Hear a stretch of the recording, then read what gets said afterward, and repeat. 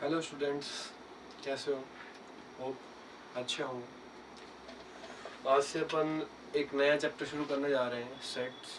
ठीक है, तो वीडियोस को ध्यान से देखिएगा, ठीक है, समझिएगा। सिंपल सा चैप्टर है। जो बेसिक मैथमेटिक्स थी, बेसिक मैथमेटिक्स के बारे में मैंने बताया था कि ये क्या है, बेस है किसका, 11th का, जो अपने नया दौर शुरू किया है, नई 10th के बाद नई मतलब मैथमेटिक्स तो चेंज नहीं होती, एक नया सिलेबस है। तो 11th और 12th का सिलेबस बिल्कुल एक पूरे कंटिन्यूटी में चलता है। तो वो कंटिन्यूटी कहाँ से बनती है, पहले उसका बेस बनाना पड़ता है, क्योंकि कंपटीशन लेवल और बोर्ड लेवल में फ़र्क होता है, इसलिए। तो बेसिक मैथमेटिक्स चैप्टर अपन ने पढ़ाया था, ठीक है, मैंने पढ़ाया था आपको, ठीक है। अब बात कर देंगे इसके नेक्स्ट चैप्टर की, जो कि एनसीईआरटी में है, ठीक है, जेईई मेंस में, जेईई एडवांस में नहीं है, बट इनडायरेक्टली है। सबसे चीज़ समझने वाली है, सेट्स चैप्टर आपको सिलेबस देखोगे तो जेईई एडवांस में नहीं मिलेगा, मेंस में मिलेगा, ठीक है, और एनसीईआरटी में है। सिंपल चैप्टर है, बहुत सिंपल चैप्टर है। इस चैप्टर के बारे में कहा जाए तो सबसे सिंपलेस्ट चैप्टर किसका, मैथमेटिक्स का यही है, ठीक है। थोड़ा शुरुआत में थ्योरेटिकल है, थ्योरेटिकल पोर्शन है, आगे है लास्ट में जाके थोड़े से एग्जांपल्स है, ठीक है। तो इजी चैप्टर है, पढ़िएगा, बिल्कुल ध्यान से समझिएगा, एक एक डेफिनेशन को समझिएगा, ठीक है, तो ये बड़े इजीली हो जाएगा चैप्टर। और एनसीईआरटी के क्वेश्चन तो बहुत आराम से हो जाएंगे तुम्हारे, ठीक है। एक चीज़ ध्यान रखना, सेट्स भी एक तरह से बेसिक ही है, ठीक है। नोटेशन देखने को मिलेंगे नए नए यहाँ पे, जो यूज़ में आते हैं, कहाँ पे, आगे चैप्टर्स में यूज़ में आते हैं, ठीक है। तो शुरू करते हैं सेट्स, ठीक है बच्चों। सबसे पहले आता है सेट की डेफिनेशन। किसकी बात करते हैं? सेट की डेफिनेशन। सेट की डेफिनेशन अगर मैं बात करूं तो इसकी डेफिनेशन है a well defined collection of objects. A well defined collection of objects, a well defined collection of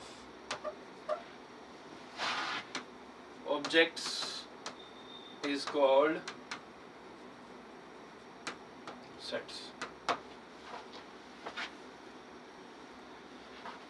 एक वेल डिफाइंड कलेक्शन को क्या बोलते हैं हम? सेट बोलते हैं। अब यहाँ पे वर्ड आ रहा है वेल डिफाइंड और कलेक्शन। कलेक्शन तो देखो, जैसे क्लास में जैसे बच्चे हैं, 50 बच्चे हैं क्लास में, मान लिया मैं क्लास में पूछता हूँ कि क्लास में अच्छे बच्चों का कलेक्शन करें, गुड स्टूडेंट्स का कलेक्शन करें, तो सोचिएगा इसमें क्या आप कलेक्शन कर पाओगे या नहीं कर पाओगे, सोचिएगा इसको।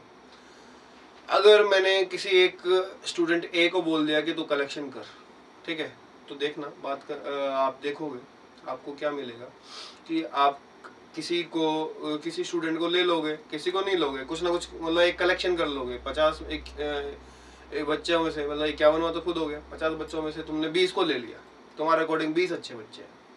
अब मैंने स्टूडेंट बी को खड़ा किया, ठीक है, उसको बोला कि तू कलेक्शन कर, तो वो उसने कम चूज की या ज्यादा चूज की, क्योंकि उसके अकॉर्डिंग क्राइटेरिया कुछ और था,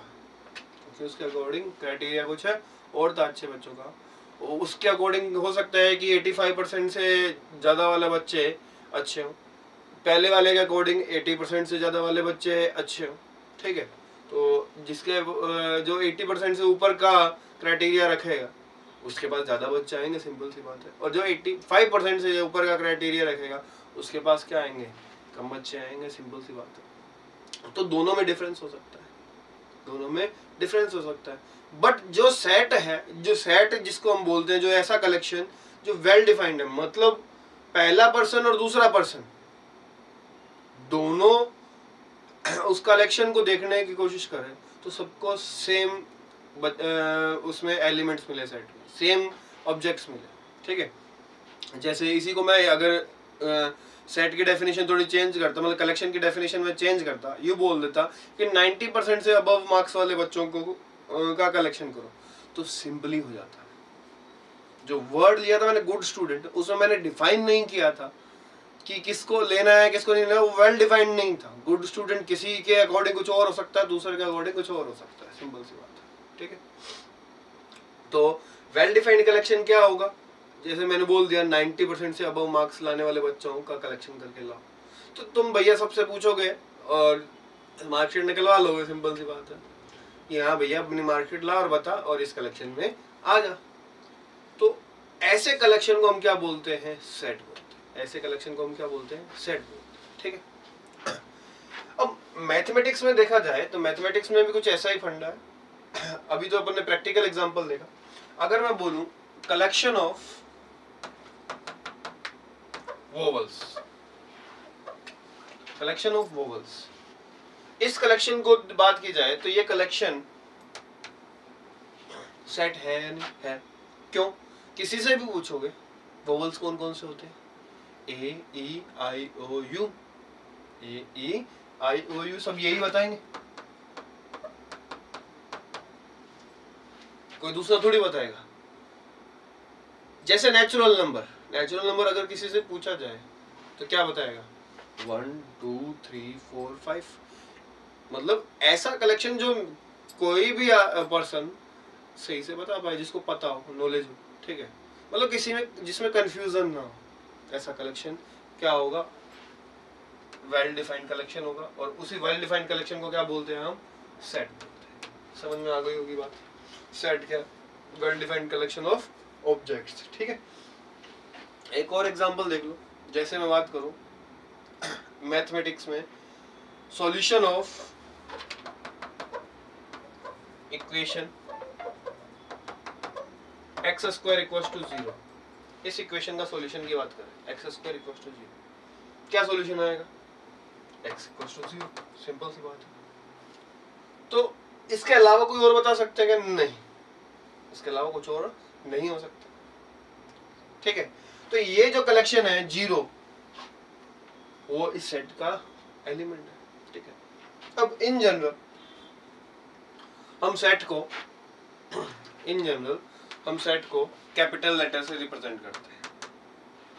कोई भी सेट है वो किससे रिप्रेजेंट होता है, कैपिटल लेटर से। जैसे अपन ने अभी किसका सेट लिखा था, वोवल्स का सेट लिखा था, तो इस तरीके से लिख सकता हूँ, सेट इस तरीके से रिप्रेजेंट होता है, ठीक है। ए बराबर ए ई आई ओ यू, ये क्या है, एक सेट है। सेट को इन जनरल किससे रिप्रेजेंट करता है, कैपिटल लेटर से रिप्रेजेंट करता है, ठीक है। एक और नोटेशन हमारे पास आता है जो मैंने तुम्हें पहले ही बताया था, बिलोंग्स टू का सिंबल। ये अगर कोई एलिमेंट सेट ए से बिलोंग करता है तो उसको किस तरीके से लिखा जाता है। जैसे मेरे पास एक स्टेटमेंट लिखा हो, A belongs to capital A. Small A element किससे बिलोंग करता है, कैपिटल ए से बिलोंग करता है। इस स्टेटमेंट का मतलब ये है। अगर मैं बात करूं Z belongs to A, Z element किससे बिलोंग करता है, A से, इसका मतलब ये है। बट ऐसा है क्या, ओरिजिनल में ये स्टेटमेंट ट्रू है क्या, नहीं, क्योंकि इस सेट A में कौन कौन से एलिमेंट है, A E I O U, तो ये स्टेटमेंट तो रॉन्ग है, ये स्टेटमेंट करेक्ट है। अगर इसी को दोबारा लिखना चाहूँ, स्टेटमेंट को करेक्ट वे में लिखना चाहूँ, तो A नॉट बिलोंग्स टू, मतलब एक क्रॉस लगा दोगे तो ये सिंबल किसका बन जाता है, not belongs to, Z not belongs to A।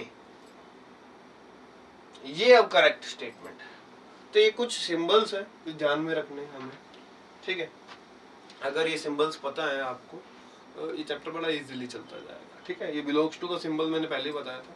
और एक अच्छी चीज और बताऊं, इंटरवल बताया था मैंने, ओपन इंटरवल क्लोज इंटरवल। वो इंटरवल भी क्या होता है, सेट होता है। डिस्कस किया था ना अपन ने लोगरिथम सॉरी इनइक्वालिटी में अपन ने डिस्कस किया था, सॉल्यूशन लिखना सीखा था वहाँ पे। तो वो भी क्या था, एक कलेक्शन था, जिसे 1 से लेके 3 तक के एलिमेंट्स लिए थे हमने इंटरवल में। तो इंटरवल भी क्या होता है, एक तरह का सेट होता है, एक तरह का सेट ही होता है, सीधा ही बोलो सेट ही होता है, ठीक है। तो इंटरवल भी क्या होता है, एक सेट होता है बच्चों, ठीक है। अब बेसिकली सेट को रिप्रेजेंट करने के मेथड्स के बारे में बात करते हैं। 2 तरीके से हम सेट को रिप्रेजेंट करते हैं। सबसे पहला मेथड है हमारा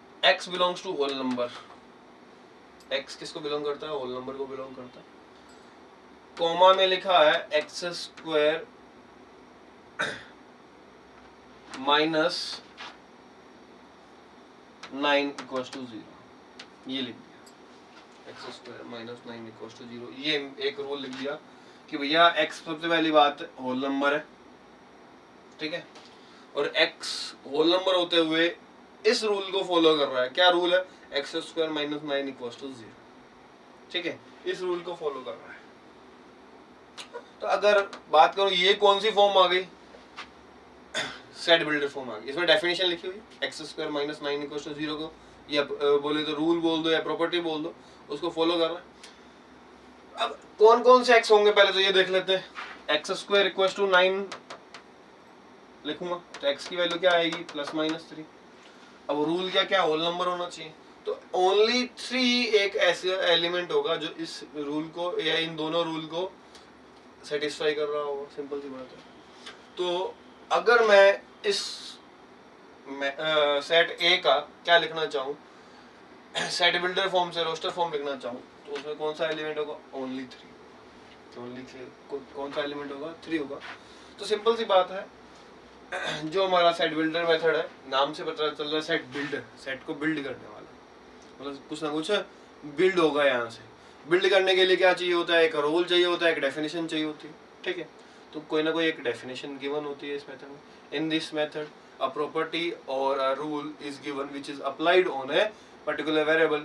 The values of variable which satisfy the particular rule, that values are the elements of that particular set. Simple सी बात है। जितने भी वैल्यूज हैं वेरिएबल की, जो रूल है वो फॉलो कर रहा होगा, ठीक है, वो क्या होगा? इस सेट का एलिमेंट होगा। सिंपल सी बात है, ठीक है। तो ये कौन सी मेथड हो गया? सेट बिल्डर मेथड हो गया। तो डेफिनेशन जो मैंने बोली है उसी को लिख लेना, ठीक है।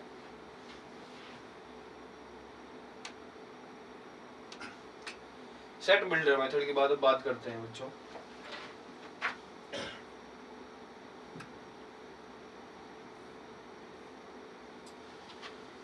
टाइप्स ऑफ सेट्स के। कौन कौन से सेट्स होते हैं? इससे पहले एक चीज समझो, कुछ स्टैंडर्ड सेट्स हैं, उनको ध्यान में रखना। स्टैंडर्ड सेट्स लिख लेते हैं,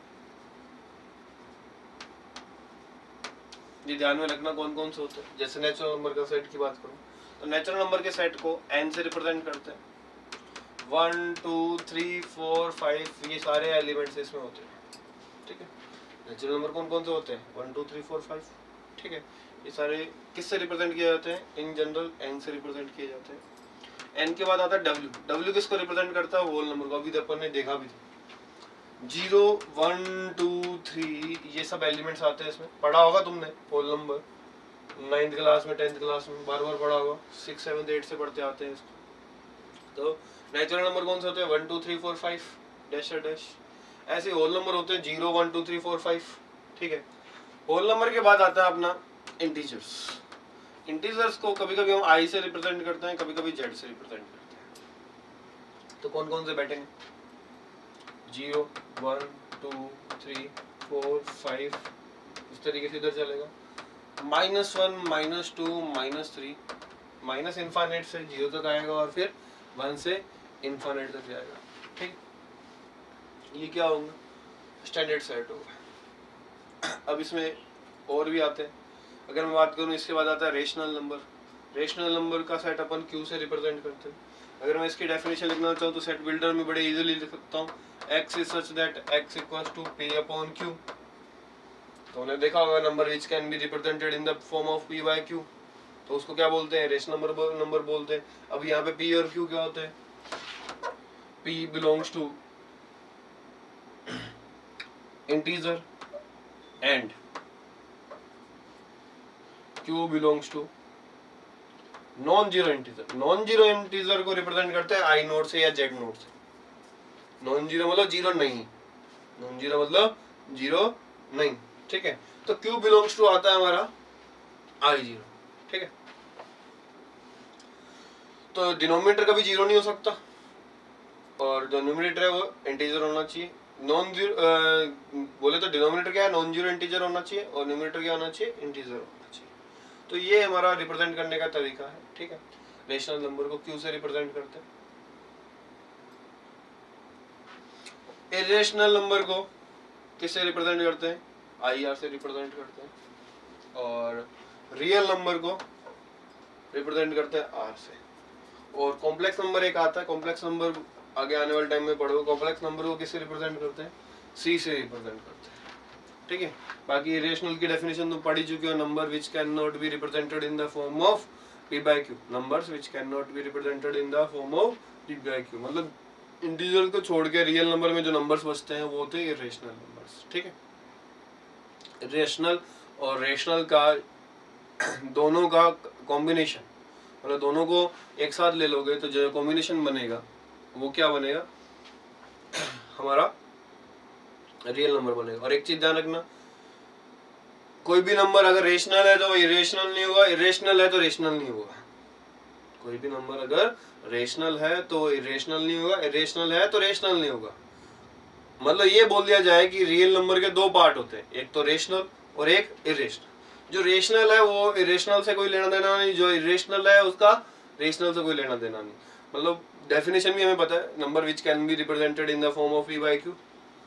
अब कोई नंबर या तो पी बाय क्यू की फॉर्म में रिप्रेजेंट हो सकता है या नहीं हो सकता, दो ही केस होंगे, होगा या नहीं होगा। अगर रिप्रेजेंट हो रहा है, ठीक है, तो वो रेशनल नंबर है, और रिप्रेजेंट नहीं हो रहा है तो वो कौन सा नंबर है, इरेशनल नंबर है, ठीक है। सिंपल सिंपल सी बात है। इरेशनल नंबर को आई आर से रिप्रेजेंट करते हैं या क्यू डैश से भी रिप्रेजेंट करते हैं इरेशनल नंबर को, ठीक है।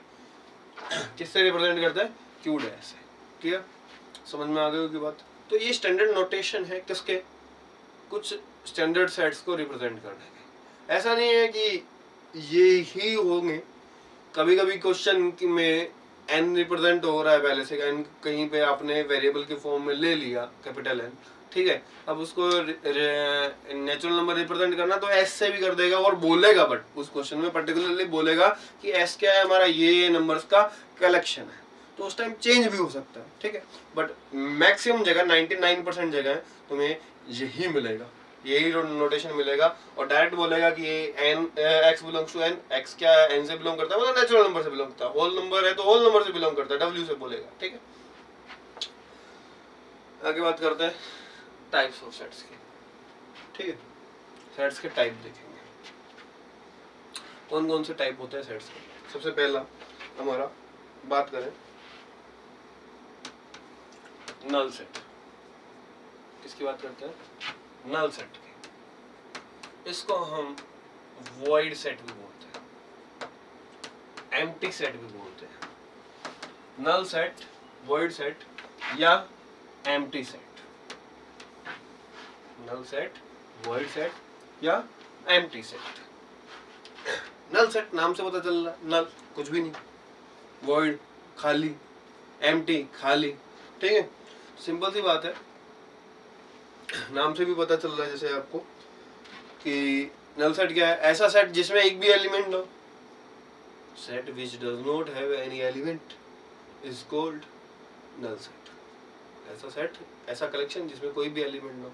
जैसे मैंने एग्जांपल दिया था 90% से अबव मार्क्स वाले बच्चे, अब क्लास में नहीं होगा तो मैथमेटिक्स में हम उसे भी एक कलेक्शन मानते हैं। मैथमेटिक्स में हम उसे भी क्या करते हैं, कलेक्शन मानते हैं, ठीक है, जिसमें कोई एलिमेंट नहीं, जिसमें कोई एलिमेंट नहीं। जैसे मैं बात करूं, एग्जांपल दूं, x is such that x belongs to real number। x किससे बिलोंग करता है, रियल नंबर से बिलोंग करता है, ठीक है।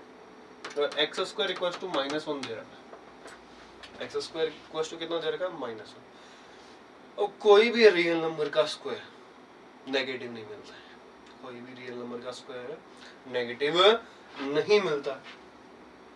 तो भैया ऐसा कोई नंबर पॉसिबल ही नहीं है जो रियल नंबर हो और उसका स्क्वायर क्या आ रहा हो, -1 हो। तो ये कैसा सेट है, नल सेट है। नल सेट को रिप्रेजेंट करने का तरीका देख लो। नल सेट को इस तरीके से रिप्रेजेंट करते हैं, कर्ली ब्रैकेट्स बनाते हैं, अंदर कुछ होता नहीं है तो खाली है, सिंपल सी बात है। या इस तरीके से रिप्रेजेंट करते हैं, इस सिंबल का नाम है फाई। इस सिंबल का नाम क्या है, फाई। मतलब कोई भी एलिमेंट नहीं है, कोई भी एलिमेंट नहीं है। अब देखो कहीं कहीं पे इस तरीके से कुछ लिखा होता है और बोलते हैं कि ये नल सेट है या नहीं। भैया ये नल सेट नहीं, ये नल सेट नहीं है। ये जो सेट है उसमें एक एलिमेंट है 5। ये बोल सकते हो कि जो अंदर सेट है वो एम्प्टी सेट है, बट जो ओरिजिनल सेट है, इसको जो मैं बी सेट बोल दूं, तो सेट बी नल सेट नहीं है, बट उसका एक एलिमेंट नल सेट है। तो ये चीज ध्यान रखना, यहाँ पे इस तरह कहीं पे भी दिख जाए ये वाला सेट, इसको नल सेट मत लिख देना, ठीक है। ये एक सेट है जिसमें एक एलिमेंट 5 है, ये एक सेट है जिसमें एलिमेंट क्या है 5 है, इस चीज को ध्यान रखना, ठीक है। तो समझ में आ गया होगा ये नल सेट वॉइड सेट किससे रिप्रेजेंट होता है, कैसे होता है, कोई डाउट इस बात में? होप नहीं होगा। नल सेट के बाद हम बात करते हैं सिंगलेटन सेट की। किसकी बात करते हैं? सिंगलेटन सेट की।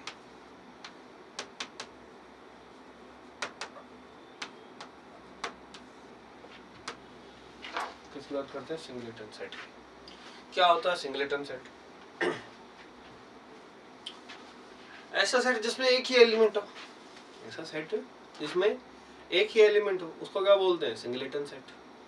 लिख लो, a set which have only one element is called singleton set. A set which have only one element is called singleton set. Example देख लो, अभी अपन ने लिखा भी था x is such that x square equals to 0। x कौन सी values को satisfy करेगी? 0 satisfy करेगा। तो इसमें कितने एलिमेंट है? एक ही एलिमेंट। कितने एलिमेंट है? एक ही एलिमेंट है, तो इसको क्या बोल देंगे? सिंगलेटन सेट बोल देंगे, ठीक है। तो ये हमारा क्या हो गया? सिंगलेटन सेट हो गया, ठीक है।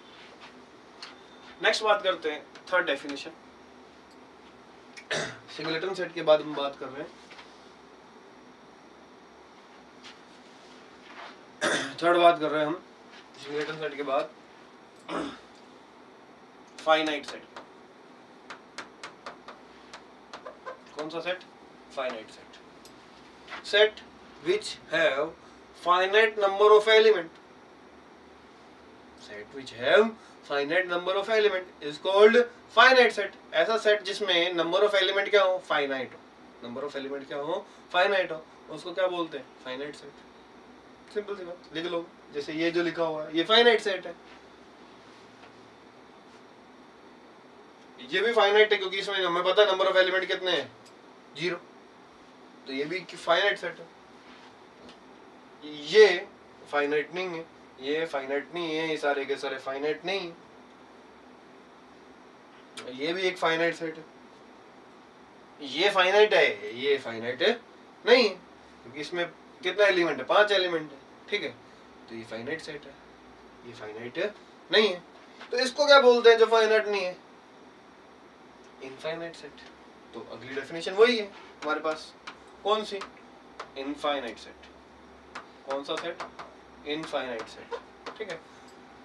Set which does not have finite number of element। set which does not have finite number of element या which have infinite number of elements। set which have infinite number of elements is called infinite set। Simple सी बात। Next बात करते हैं infinite set के बाद बात आती है कार्डिनल नंबर की। कार्डिनल नंबर, एक नंबर होता है कार्डिनल नंबर जो सेट को दिया जाता है। इसका मतलब क्या है? पहली बात, ये फाइनाइट नंबर के लिए होता है, इनफाइनाइट नंबर ऑफ एलिमेंट्स के लिए, इनफाइनाइट सेट के लिए नहीं होता है। कार्डिनल नंबर की कोई सेट का कार्डिनल नंबर कब डिफाइन होगा? जब उसमें फाइनाइट नंबर ऑफ एलिमेंट होंगे। अगर इनफाइनाइट होंगे तो डिफाइन ही नहीं होगा, ठीक है। क्या रिप्रेजेंट क्या करता है अब कार्डिनल नंबर? अब कोई भी सेट है उसमें नंबर ऑफ एलिमेंट जितने होंगे उसको किससे रिप्रेजेंट करते हैं? कार्डिनल नंबर से। उसी को क्या बोलते हैं? Cardinal number. तो कार्डिनल नंबर क्या रिप्रेजेंट करता है? किसी भी सेट में नंबर ऑफ एलिमेंट। तो लिख सकते हो इस बात को, cardinal number of A set represents the number of element in that particular set, ठीक है। तो ये क्या हो जाएगा? हमारा कार्डिनल नंबर हो जाएगा। जैसे कोई सेट ए है, इसमें एलिमेंट है 1 4 7 9, तो कितने एलिमेंट है? 4। तो रिप्रेजेंट कैसे करेंगे? रिप्रेजेंट करने का मेथड क्या है? एन ऑफ, अब ब्रैकेट में वो सेट लिखेंगे जिसका कार्डिनल नंबर लिखूंगा, ठीक है। तो N of A, N of A, इस सेट का कार्डिनल नंबर कितना होगा? 4 होगा। सिंपल सी बात है, कितना होगा? 4 होगा, ठीक है। तो ये इस सेट का क्या है? कार्डिनल नंबर है। एन इसे रिप्रेजेंट करते हैं इसको, ठीक है। कोई दिक्कत नहीं होगी, सिंपल सिंपल से छोटी छोटी बातें चल रही वो करते जाना है और ये चैप्टर बड़ा इजीली आराम से हो जाएगा, ठीक है। डरने की वाली बात नहीं है, ठीक है। तो अब बात अपन ने कर ली कार्डिनल नंबर की, ठीक है। कार्डिनल नंबर के बाद बात करते हैं इक्वल सेट्स। किसकी बात करते हैं? इक्वल सेट्स की। कोई भी दो सेट को इक्वल सेट कब बोला जाता है? कोई भी दो सेट को इक्वल सेट कब बोला जाता है? जब दोनों में सेम एलिमेंट हो। दोनों में क्या हो? सेम एलिमेंट हो। एक चीज ध्यान रखना, सेट में जो अपन एलिमेंट लिखते हैं रोस्टर फॉर्म में, उसमें ऑर्डर मैटर नहीं करता है। अगर तुम ऑर्डर को आगे पीछे लिख दोगे तो कोई फर्क नहीं पड़ेगा। जैसे एग्जांपल देखते हैं, कोई सेट ए, इसमें एलिमेंट है 1 4 11 7, और एक सेट बी है उसमें एलिमेंट लिखे हुए हैं 4 11 1 7, इस तरीके से लिखा हुआ है, ठीक है। अब दोनों सेट में सेम एलिमेंट है, मतलब ये दोनों कैसे सेट होंगे? इक्वल सेट होंगे। If two sets have same elements, then these sets are called equal sets. क्या बोलते हैं उनको? Equal set बोलते हैं, ठीक है। तो equal set भी समझ में आ गया होगा। कोई भी दो सेट को equal set कब बोला जाता है? जब उनमें सेम एलिमेंट्स होते हैं, ठीक है। नेक्स्ट, इक्वल सेट के बाद आता है हमारा equivalent sets. Equivalence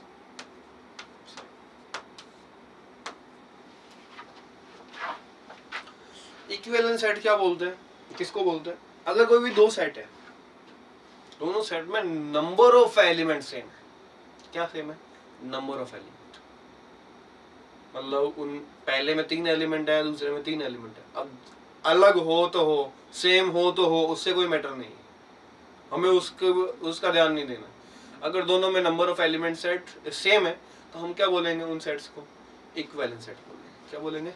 equivalent set बोलेंगे, ठीक है। नेक्स्ट बात करते हैं इक्विवेलेंट सेट की। इक्विवेलेंट सेट क्या होता है?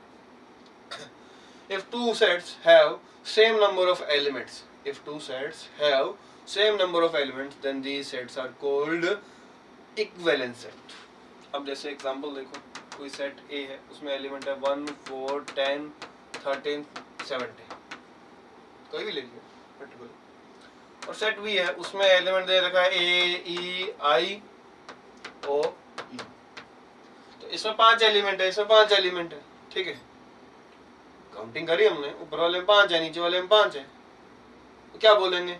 Equivalent set. क्या बोलेंगे? Equivalent set. तो नंबर ऑफ एलिमेंट किसमें? ए में, और नंबर ऑफ एलिमेंट अगर बी में बराबर होते हैं तो इनको बोलते हैं इक्विवेलेंट सेट। क्या बोलते हैं? Equivalent set. इसको रिप्रेजेंट भी कैसे करते हैं? कुछ इस तरीके से करते हैं। तो ये इक्विवेलेंट सेट को रिप्रेजेंट करने का तरीका है। बहुत इजी चैप्टर है, समझ में आ रहा होगा बेटा। बहुत ही सिंपल सिंपल बातें कर रहे हैं अपन, कुछ ज़्यादा हेवी बातें नहीं कर रहे, ठीक है। डेफिनेशंस को ध्यान से दोबारा देख लेना, जो मैंने बोला है उनको ध्यान से सुन लेना, ठीक है। इसके आगे सबसेट आएगा। सबसेट थोड़ा बड़ा टॉपिक है, तो इसको नेक्स्ट लेक्चर में लेंगे, ठीक है। नेक्स्ट लेक्चर में मिलते हैं। आज के लिए इतना ही बहुत है। होप समझ में आया होगा। अगर समझ में आया है तो क्या करना है? लाइक शेयर करना है, ठीक है। और चैनल को क्या करना है? सब्सक्राइब करना है। सिंपल सी बात। चलो मिलते हैं नेक्स्ट लेक्चर में। ओके, थैंक यू बेटा।